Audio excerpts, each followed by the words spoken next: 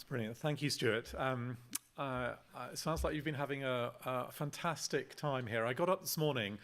I arrived rather late last night. I got up this morning to try and find a coffee at about 6:15 this morning, and walked into the sort of the bar area, and it was a complete bomb site. And I thought, goodness me, this wasn't quite what I was expecting.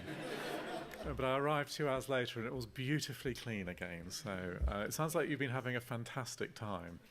I also met somebody who walked me up here this morning just to hand in my presentation. And he rather contradictorily said, they were all having a blast in the big hall last time and nobody went to the bar. Staff, yeah, right. It sounds like it's been having a great time. So again, apologies, I've only just arrived. It was great being with you last year at the Lay Congress. I don't know whether some of you were there then as well. I'm going to share some of very similar content and materials as I did then, with a few little different points of emphasis, really just reflecting learning over the last year. So two things I really want to talk about. Firstly, I want to touch briefly on the report that we wrote last year, Setting God's People Free, in response to being asked by the Archbishops Council to really try and get some fresh thinking on the whole issue of lay leadership in both the church and the world. And the second thing is I want to reflect on one aspect of that I think is particularly pertinent to the whole issue of clergy-lay relationships and moving beyond the either-or to the more fruitful both-and way of thinking, which is what this whole conference is about. So starting off with the whole issue of the Lay Leadership Task Group. So this is just a very quick whistle-top tour through the report so you get a quick sense of it. It's all online. You can download it from the Church of England website. Just Google Setting God's People Free. It's all there. So very quickly, what we were asked to look at was the following. How can the Church of England increase the effectiveness and confidence of lay people in leading where they're called to serve, in wider society, in local community, and within the church in ways that grow disciples, extend God's kingdom, and transform society? So it's deliberately a very broad reach, not just about leading in church, not just about leadership understood as functional, but leadership understood as influence in the wider world. And our conclusion was, well, we could come up with all sorts of specific initiatives, but really for us, this all boiled down to two shifts in culture. If we could find ways to shift the culture even a little bit on two critical fronts, that would do more to liberate, release, empower lay people, to set them free, than anything else we could think of. And the two shifts in culture are these. The first, we'll come to that in a second. The first shift is, until together ordained and lay, we form and equip lay people to follow Jesus confidently in every sphere of life, Monday to Saturday as well as Sunday, in ways that demonstrate the gospel, we will never set God's people free to evangelize the nation. The second, which is particularly pertinent to the conference at the moment, until laity and clergy are convinced, based on their baptismal mutuality as the royal priesthood of all believers, that they are equal in worth and status, complementary in gifting and vocation, mutually accountable in discipleship, and equal partners in mission, we will never form Christian communities that can evangelize the nation. So these two things, this shift in culture towards whole of life discipleship, and a shift in culture to embracing the mutuality of our baptism and the complementarity of our roles. And one of the things we found in this report is that everything we were saying has been said before. In fact, it almost feels like the Church of England says the same things every 10 years. And in fact, we went all the way back to this report. So this was commissioned by Archbishop William Temple in 1946. And just read that. We are convinced that England will never be converted until the laity use the opportunities for evangelism daily afforded by their various profession, crafts, and occupations. This being so, the Christian laity should be recognized as the priesthood of the church in the working world, and as the church militant in action in the fields of politics, industry and commerce. The Member of Parliament, the Town Councillor, the employer of labour, the trades union official, the clerk, the artisan, the farmer, the labourer should be called on to address church gatherings on my job as naturally as our missionaries on furlough. And it's so rare that happens, in my experience. More of that in a moment. So those two shifts in culture, and my key message to you today is I think these two things are closely linked. And actually, I would say if we really want to get to that healthy, restored relationship of both and between clergy and laity, where we're confident and competent and comfortable in the complementarity of our roles, well, if we get this shift, the first shift of really embracing the whole of life understanding of discipleship, if we discover all of the opportunities in the sent church, the scattered church, in the working world, Monday to Saturday, I think relationships will begin to sort themselves out. We'll all discover our complementary roles. So I think there's a real dependence, there's a link between these two shifts in culture we found. So very quickly, rattling through the report. Chapter 2, we talked about the situation today. And really the things I want to highlight here is very simply, we look at this every 10 years and nothing seems to change. What are we going to do differently?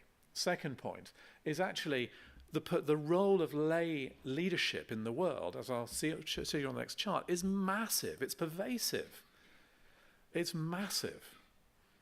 Yet we understand very little about it as the church.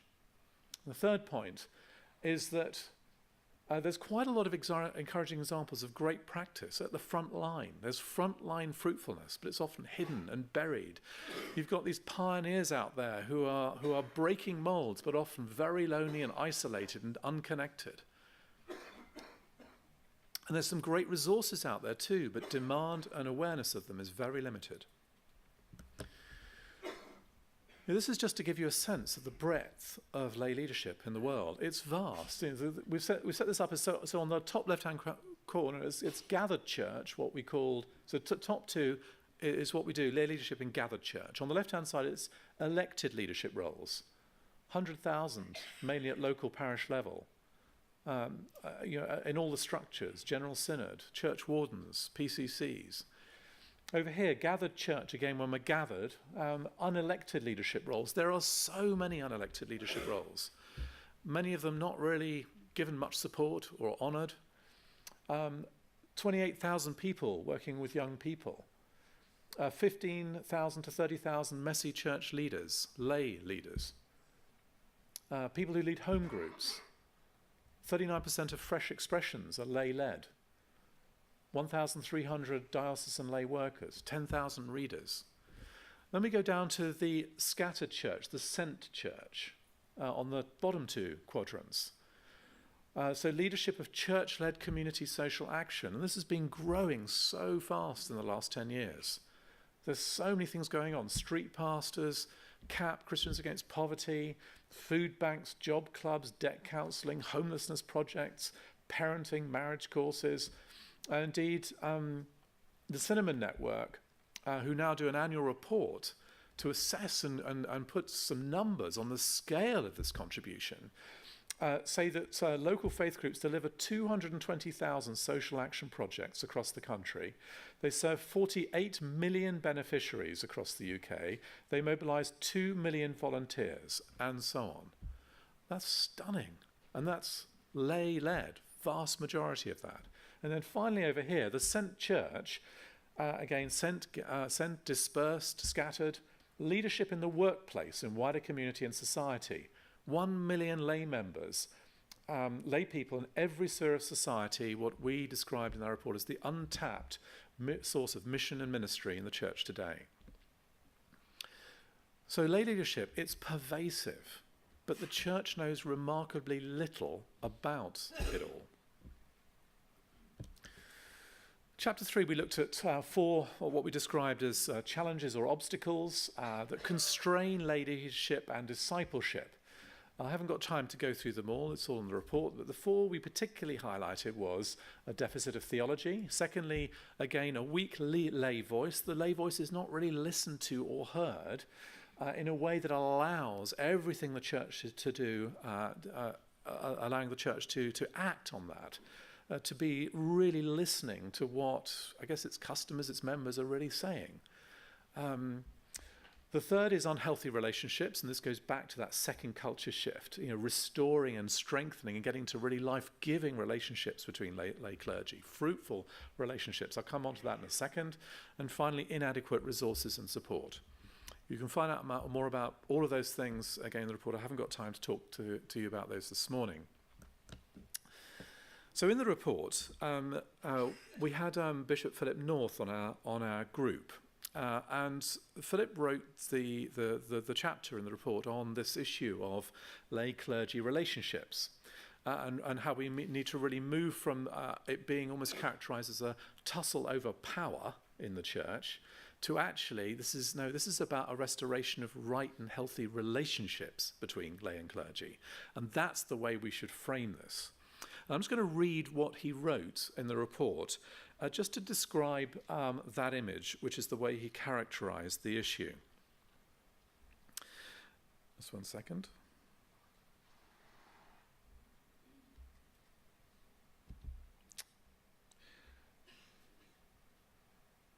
It is rather like the children's optical illusion, Bishop Philip wrote, that depending on how you look at it, could be either a vase or two heads staring at each other. In the same way, the complex issue of how priestly and lay leadership should relate to each other depends hugely on one's context. So first, from the lay perspective, the issue is usually perceived to be one of empowerment and disempowerment. Lay people all too often feel underused, disenfranchised by clergy who do not appreciate the skills they bring or the complexity of the environments in which they operate, and who fail, therefore, either to equip them as Christians in daily life or to use them adequately within the structures of the church. The result is that some lay people oftentimes feel nothing better than pew fodder, whose task is no more than to give money, receive teaching, sing nicely, and comply meekly. Clergy, with their close-knit networks and strong subculture, can appear to lay people to be an exclusive interest group who fail adequately to relate to or understand them in the wider world. Across all traditions, there are unhealthy patterns of deference in which lay people feel inferior to the priest. And yet, he writes, when speaking to clergy, the vase becomes two heads, and a radically different set of perceptions begins to emerge. In a clergy seminar in the Diocese of Blackburn, which is where he is bishop, every priest present named releasing lay leadership as one of their foremost priorities in ministry, and they understood to the full the link between leadership and church growth. Some priests, he said, complain that they can't find lay people with the time and talents who are willing to come forward. And this is especially true of clergy who work in an inner urban or outer estate setting. Some say they haven't been properly trained to release lay talent, either in gather or sent contexts, and lack the gifts required to identify and support leaders. Others say that lay leaders as volunteers will only offer service on their own terms and are too quick to give up when difficulties arise. Some priests say that with so many demands on the town, they are simply too busy to invest the amount of time required to properly resource lay leaders, and that it's quicker and easier if we just do it ourselves. And he concludes, what we can conclude for this colossal mismatch of perceptions is that the traditional way of looking at the problem in terms of empowerment and disempowerment is unfit for the complexity of the situation. The problem is therefore fundamentally not one of power but of relationships. Rather than a transfer of power from one group to the other, we need a restoration of right and healthy relationships between the two. If we are to form a priesthood genuinely capable of releasing lay leadership in every sphere, we need to recover a profound sense of our baptismal mutuality. So, a vase or two heads. So in the final bit of the report, we essentially said, well, if you want to engineer, if you want to do something about these two shifts in culture, here are 8 ways you can do it. We explore that. Again, I haven't got time to go through that. I'm not even going to go through the list now. It's all in the report. And out of these 8 levers, if you like, of culture change, we drew out 4 recommendations that we felt the national church could act on. And all of these are now being implemented. and a lot is going on at a national level, really to support and encourage what is going on in dioceses, deaneries, and at a local level. So that's a quick whistle through the report. Now I want to focus back on this whole area of whole life discipleship and the interplay between these two shifts in culture. And again, the thing I want to put to you today, and really I think it's very much born out of my own experience, and really from now on this is my experience, my own story, my own journey speaking. So I found for me the thing that more than anything else helps unlock and get to fruitful, life-giving relationships between lay and clergy, to get to this both and, as opposed to this either-or world, is a wholehearted emphasis on whole-of-life discipleship. So just to begin, this is one of my favourite. What is discipleship? Discipleship is a sort of loaded term, and I find it's very divisive in the church. And I just want to get back to some basics, just so we can hopefully put the divisions to one side. So one of my favourite definitions of discipleship is from Rowan Williams in a book he wrote, I think, last year, a couple of years ago, on being disciples. Discipleship is a way of life, a state of being. It is rooted in a living relationship with Christ in which we learn and we grow by following him and living in his way. A disciple is one who is called to learn how to be a place in the world where the act of God can come alive. So my experience of discipleship is that there's almost, it seems to me that if I reflect on my own journey, almost everything that seems to be on offer for me in the church is around on the far left. It is about this developing a relational intimacy with God. It is about practicing the spiritual disciplines. It is about reading my Bible. It is about going to church. It is about prayer. It is about worship. It is about fasting. It is about those aspects of developing intimacy with Christ. And I think as I was reflecting on this and preparing for the talk I gave last year, the thought occurred to me that actually there are at least three other aspects that have been absolutely essential to my discipleship journey, and yet three that I find very rarely given emphasis or talked about in churches I've been part of. And so I'm just offering this as my journey, just as something for you guys to all reflect on. So 4 aspects of how God has at least invited me to follow him. So first, this developing relational intimacy with God. And that particular verse in Romans has been very important to me, the notion of this intimate relationship with God. And my whole journey has been from moving from an intellectual knowledge of God to a deep relational intimacy with God. That's where my hunger and yearning is at the moment. And that, without doubt, for me, is the foundation of discipleship. Without that, everything else that follows, it's just not alive. So it starts with this deep intimacy for me, and that is absolutely essential. We must keep focusing on this without question. But there's more. There must be more, I think. The second element I really wanted to focus on was this idea of embracing a whole of life vision for discipleship. And really the idea is we need a bigger mission, a bigger sense of calling, and a bigger sense of church. And as I reflect on my journey over the last 10, 15 years, I discovered that my understanding of mission was very small. My understanding of my calling and my role and my vocation was very small. And my understanding of church was very small.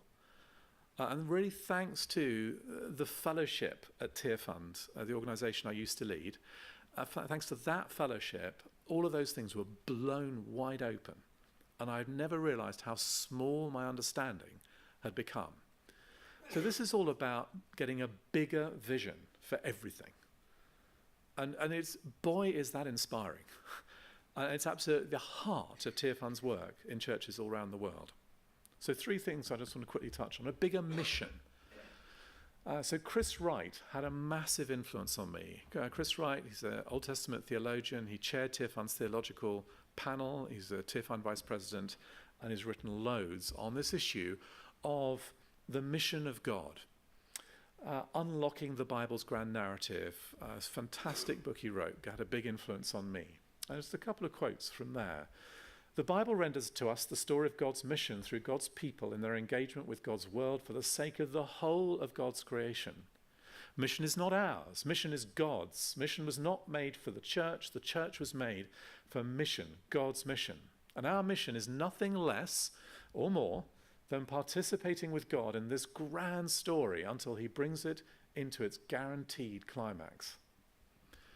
That idea that I am participating in the restoration, renewal of all things, and I'm invited to participate in that, that's transformational. It completely changes my perspective on why I'm here, and that the whole of life, I'm called to participate in the whole of life. A bigger mission, the question we should be asking, and this is from one of those reports that I mentioned to earlier. Okay, this is this is a good, I think in the 50s or 60s, God's frozen people, i.e. the laity. The question to which men and women want an answer is what difference being a Christian makes to the things that they do and the decisions that they make during the working day and the working week. Why should a scientist or engineer or an administrator attach any great importance to religion unless it says to him, in the work you are doing day by day, you are a partner of God in his work of creation and the realization of his purpose for the family of the sons of man. We are a partner of God in this work of creation. A bigger mission, we're called to, so at Tearfund we use the language of integral mission. So if you just go down to that fourth bullet, this is from something called the Micah Declaration on Integral Mission. Integral mission is the indivisible proclamation and demonstration of the gospel. It is not simply that evangelism and social involvement are done alongside one another. Rather, in integral mission, our proclamation has social consequences. We call people to love and repentance in all areas of life. And our social involvement has evangelistic consequences as we bear witness to the transforming grace of Jesus Christ. Again, we reject the either or, and we embrace the both and. I often wonder with this idea of integral mission, we never talk about, we seem to struggle sometimes with evangelism or social action, but we never talk about worship or prayer. And it's very interesting. So we reject that either or and embrace the both and. So a bigger mission, we're called to this integral understanding of mission, participation of God's mission of reconciling all things, the restoration of relationships with God, ourselves, our neighbours and wider creation, rediscovering the image of God in all things, this bigger vision. Secondly, a bigger call. We're called, we are a royal priesthood. And again, this is the core idea of that second. You're the most important role, if you like, the most important calling we have is not to be a leader, to be an accountant, to be a care worker, to be a missionary, to be an ordained minister. It is that we to be a chosen people, a royal priesthood, a holy nation, God's special possession. That's our highest calling. Bishop Leslie Newbegin said this: the church gathers every Sunday, the day of resurrection and of Pentecost, to renew its participation in Christ's priesthood. But the exercise of the priesthood is not within the walls of the church, but in the daily life of the world. It is only in this way that the public life of the world, its accepted habits and assumptions, can be challenged by the gospel and brought under the searching light of the truth that has been revealed in Jesus. And a bigger church. This is I've taken straight from LICC's materials. This is an image they use a lot. Is the church? Do we see the church as those 6 red dots gathered in the bottom left-hand corner? Well, that is the church, yes. It's the church on Sunday from 9 to 12 a.m. and 6 to 9 p.m. and maybe a few other times. But it's also Monday to Saturday, and it's out there in the world. And the challenge is those red dots that are alive and transformational and holding the gospel of Christ, the good news. How do we help them stay red out there in the world? That's the challenge. A bigger church. So those 3, a bigger mission, a bigger sense of our vocation and calling, and a bigger understanding of church.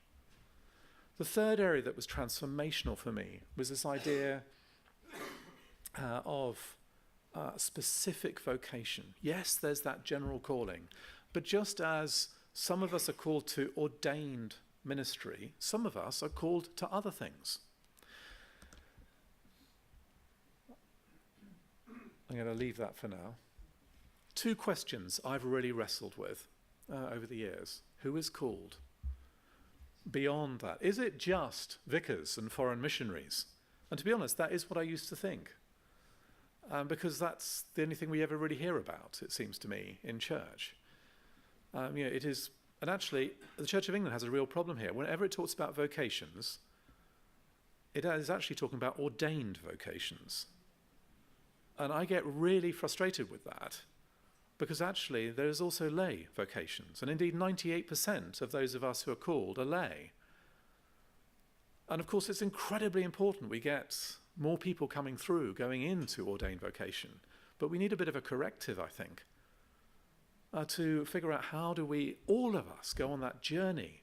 Think how much time and effort the Church of England invests in helping a few of us wrestle with whether God is calling us into ordained ministry. What if the Church of England found a way to invest the same amount of time in helping all of us think about lay vocation? I think it would be transformational. And what am I called to do in my Monday to Saturday life? I think until Tearfund, maybe a little bit before Tearfund, but until Tearfund, I think I used to think what I was called to do was be nice and convert people. I was pretty bad at both actually. Well, I think I was quite nice, but probably not in a radical transformational way. But I wasn't very good at converting people, and anyway, that's what God does. But there was something there was just this sense coming out of, I was brought up a Catholic, a Roman Catholic, and then I had this sort of evangelical experience at university. And then for many years, I thought really the only thing I should be doing when I was a banker, I used to be an investment banker, the only thing that I was really doing is try and be nice to people and try and convert people. And that was it. Nothing else you do there is of any value to God. But maybe earning a bit of money and giving it to the church. And that was it. And what I realize now, that is such a narrow vision. It goes back to my previous thing. It is such a narrow vision, but most people, in my experience, that's what they think because they've never been encouraged to think about vocation and calling, of what is that special thing that God has gifted me to do, that thing that is Matthew-shaped, that flows out of my passion, my God-given passion, my God-given relationships, my God-given experiences, my God-given gifts. What is that special thing that God is calling me into?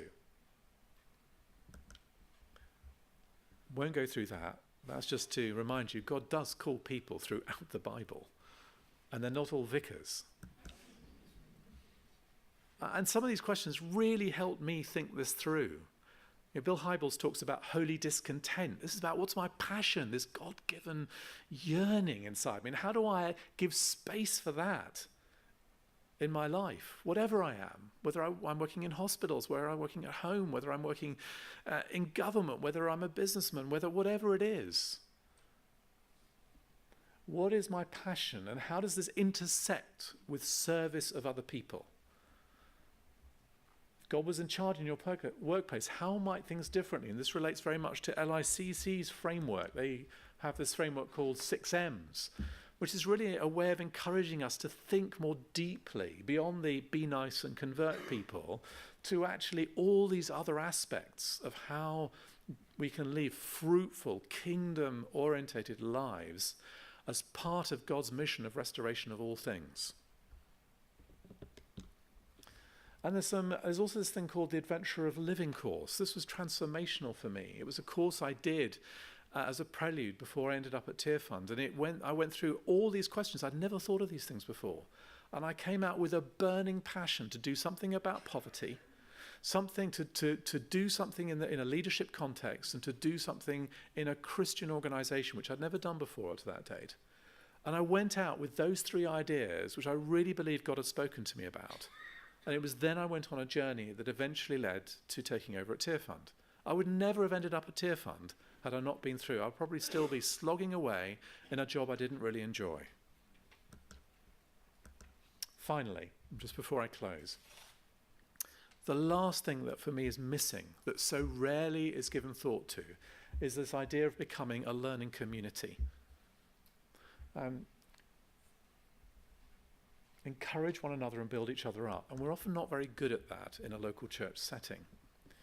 And when we went out on this Setting God's People Free, this report, we went out and spoke to loads of lay people and said, look, forget, what do you really need to release you into what God might be calling you to do? Not what we want you to do, not the jobs that are missing because clergy are all exhausted. No, what actually are you passionate about, and how can we give space? And they said, well, these are the things that came through. They said, well, it'd be great to have some affirmation. Yeah, some encouragement. Not just to do the things you want me to do, but the things I am longing to do. It'd be great to have some help, some support to just take the first little step. So let's say I'm doing something I really don't enjoy. You can't just, that pays, you can't just suddenly go to something else, but how do you get there? Often you take a little first step that helps you get comfortable with it, that opens up more opportunities. But you need a lot of encouragement to take that first step. So where's that encouragement to take the first step coming from? Thirdly, okay, now I'm on the journey. It'd be great to be connected with other people who are doing this and resources out there that could help me on this journey. I'm passionate about doing something for the homeless people. Is there anybody else who's ever done this anywhere in the Church of England? Or do I have to invent it all from scratch? Could you help me find something? So find some of those resources. And then, what am I actually trying to accomplish here? What's the impact I long to see in my work? And how can I get better at reflecting on that? And reflecting with people who can almost hold me accountable to that. The next one. I really, really want to be held to account by other people, not in a judgment controlling way. I want to be held to account by a group of people who love me and are going to help me to learn and are going to speak truth in love to me. Because how else will I ever learn unless people are honest with me about what I'm doing well and not well? Can someone please be accountable to me in that life-giving way? Can I be connected with others in similar contexts? Can I be encouraged to have, with theological resource, biblical, to think more radically about the area I'm in? In finance, we need it. In government, in health, in education, boy, do we need people who are dreaming about how we could reform and redeem education through a biblical worldview. And boy, is that needed. And it's true in every sphere of life. But there's just often not the imagination to do it. So how do we marshal, when people begin to get going, how do we begin to stretch them and inspire their vision beyond it for this transformational mission and ministry in the whole of the world? So that's been my journey. I just want to close with one little cameo, which just highlights again this connection between these two shifts in culture.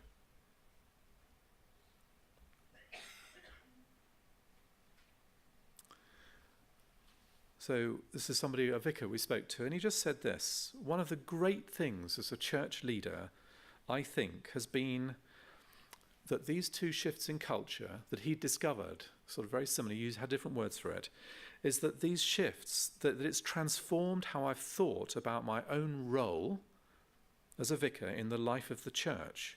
It's so easy to get bogged down with the trellis of church life, all the things that need to be in place for church life to take place, and to completely forget that actually the real business is the vine that you grow on the trellis. Lives lived for Christ, lives worked out for Christ Monday to Saturday in every sphere of life. It's put the focus back on the vine. It's put the focus on people living and speaking for Christ, proclaiming and demonstrating in their workplaces, at the school gate. And that is the vine we're seeking to grow. And having the trellis go a little bit further into the background, it's been wonderfully liberating. Great, thank you.